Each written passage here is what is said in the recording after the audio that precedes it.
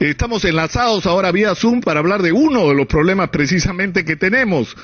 Estamos con Víctor Suárez, como digo, jefe del Instituto Nacional de Salud, y hay dos problemas. El primero es este tema de la viruela del mono, que yo no sé si es cierto, pero la impresión que uno tiene es si estos 46 casos que se han confirmado significan que nos está afectando más que a otros países. Doctor Suárez, muy buenos días. Muy buenos días, Nicolás, mucho gusto. Primero, esto de la viruela del mono, ¿estamos teniendo más casos que otros países si los comparamos? No, estamos, creo yo, comportándonos como lo que está sucediendo con el resto de los países. Actualmente tenemos más o menos 10.000 casos a nivel mundial, lo cual significa que la transmisión sigue activa tanto en Europa, en Norteamérica, y ahora que ha empezado también una transmisión más activa en la región de las Américas. Lo que significa más bien es que nuestro sistema de vigilancia está funcionando, porque en la medida que nosotros identificamos más casos, significa que nuestro personal de salud está atento y está, digamos, cualquier mínima sospecha identificando el caso, tomando las muestras, enviando nuestra identificación, ¿no? Entonces eso significa que nuestro sistema está, digamos, muy activo, muy sensible, y por eso es que estamos reportando y un buen número de casos, y quizás un poco más que algunos países de la región, pero digamos es lo esperado dentro de esta epidemia por la viruela del mono, ¿no? Ahora, hay varias preguntas que la gente se hace, doctor Suárez. Por ejemplo, yo estoy vacunado contra la viruela como mucha gente de mi generación, porque hace décadas que la viruela se consideró una enfermedad ya, digamos, prácticamente desaparecida, y por lo tanto ya no era parte del esquema universal de vacunación el de la viruela. Pero yo estoy vacunado, yo estoy protegido. ¿Los que estamos vacunados contra la viruela estamos protegidos? Sí, los expertos dicen que los que estamos, incluye vacunados contra la viruela, tenemos un cierto nivel de protección contra esta enfermedad. Hubo un brote en Estados Unidos más o menos grande en el año 2002, donde hubo personas que fueron afectadas y que tenían el antecedente de haber sido vacunados contra viruela, y se vio que estaban protegidas, no en un 100%, pero se estima que esta protección es más o menos del 85%. O sea, tampoco no es una inmunidad completa, y puede ser que con el tiempo un poco vaya disminuyendo esta protección, ¿no? Sin embargo, todavía no hay una recomendación de una vacunación masiva a la población. Esa era la pregunta que quería hacerle, doctor Suárez. Los que no están vacunados deberían vacunarse, porque además entiendo, no hay una producción mundial en cantidad suficiente a lo que se requeriría en este momento, ¿no? O sea, las vacunas, entiendo, iban para África, básicamente, ¿no? Donde en la zona central sí era un tema permanente, ¿no? Sí, así es. Como era una enfermedad muy focalizada y con un pequeño número de casos relativamente, entonces la producción de esta vacuna ha sido muy limitada en el mundo en general. Y como sabes, en los años 80, cuando se declaró al mundo libre de viruela, también se dejó de producir la vacuna regular contra la viruela. Entonces eso, digamos, limita la capacidad de disponibilidad, pero da las características de la enfermedad, que son, uno, la baja transmisibilidad. Comparado con SARS-CoV-2, con COVID, la transmisibilidad es muy menor, ¿no? Segundo, si bien hay una letalidad, esta es del 1% cuando se ha reportado en África, pero en el mundo ahorita, de los países que están ocurriendo, de los casos que están ocurriendo en estos países no endémicos, todavía no se ha reportado ninguna muerte.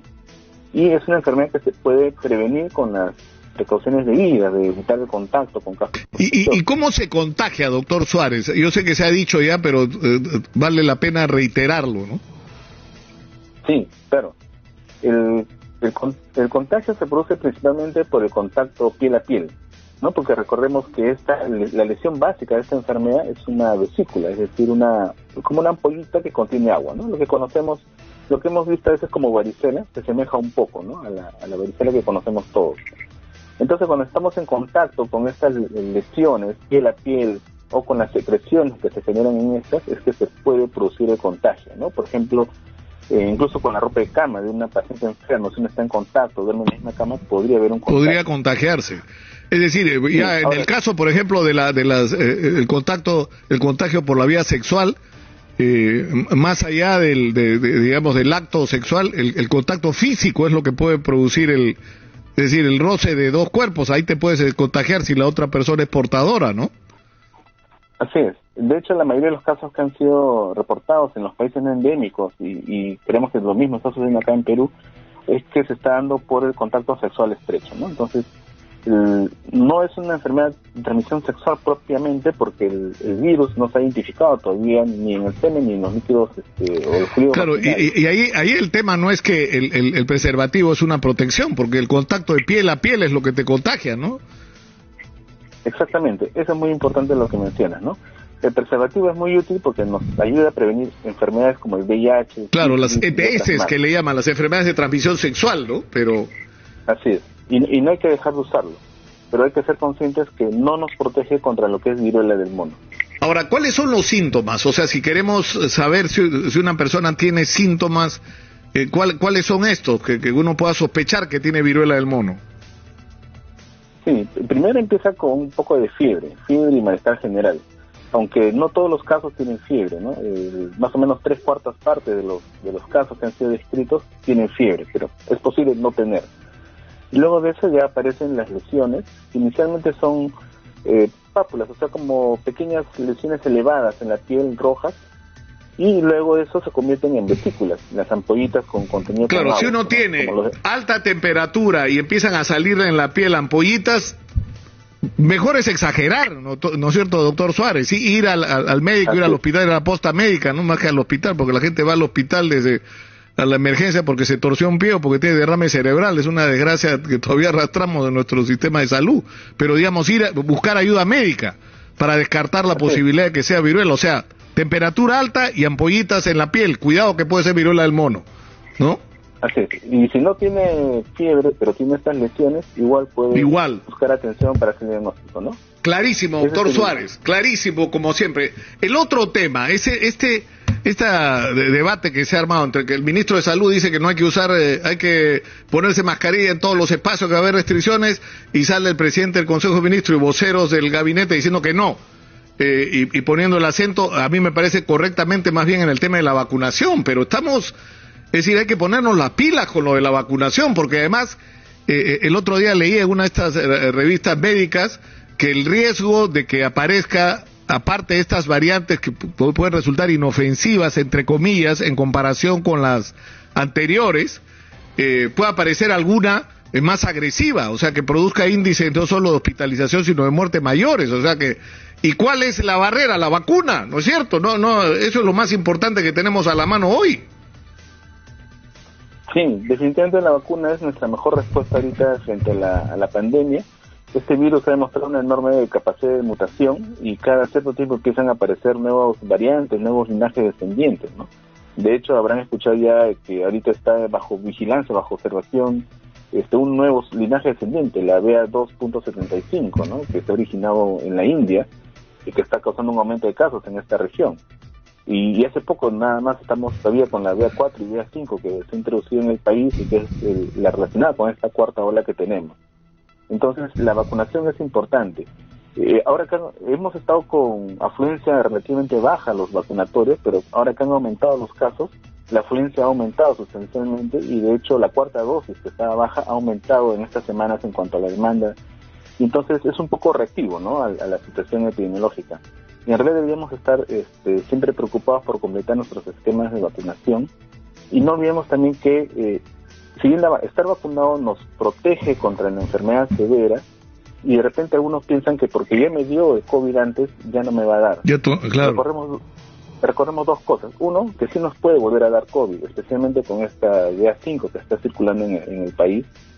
Y segundo, puede no darnos un desenlace fatal, gracias a Dios, pero existe la otra complicación que es el COVID persistente, que son estos síntomas que se van a permanecer por varios meses en un paciente.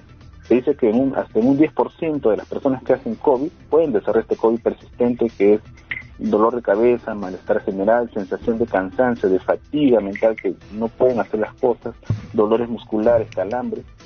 Y la probabilidad de tener este COVID persistente aumenta cuando tengo más antecedentes de infecciones previas. Tuve 2, 3 infecciones previas de COVID, tengo más probabilidad de desarrollar un COVID persistente, ¿no? Entonces, claro, pero para eso lo fundamental es lo que ya se ha dicho, ¿no es cierto? Vacunar con 3 y 4 dosis a todas las personas que sea posible, para lo cual hay que cambiar la estrategia. O sea, antes la gente venía asustada a vacunarse, ahora hay que ir a buscarla.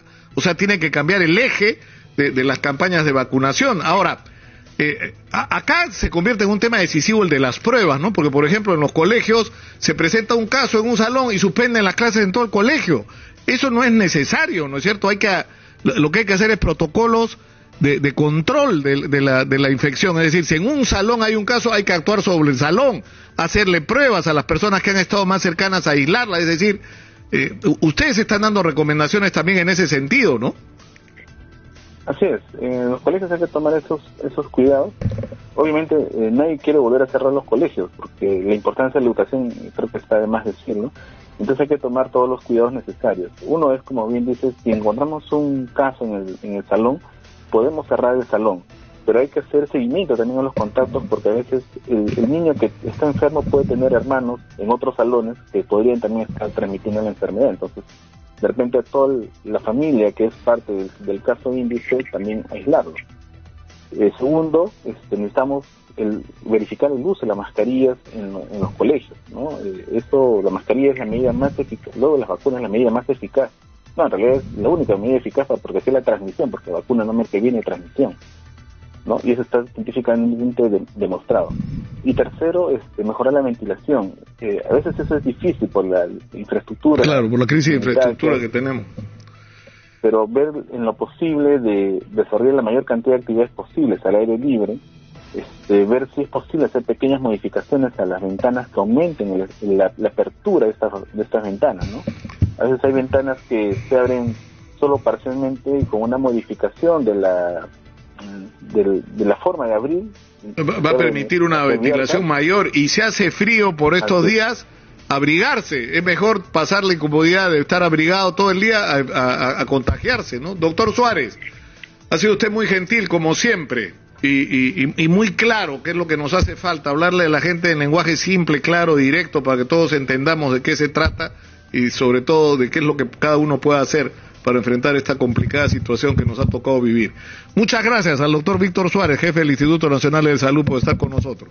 Nos vamos a la pausa, regresamos con más. Esto es Exitosa Perú, que en el mes de julio es la voz de la patria. Volvemos.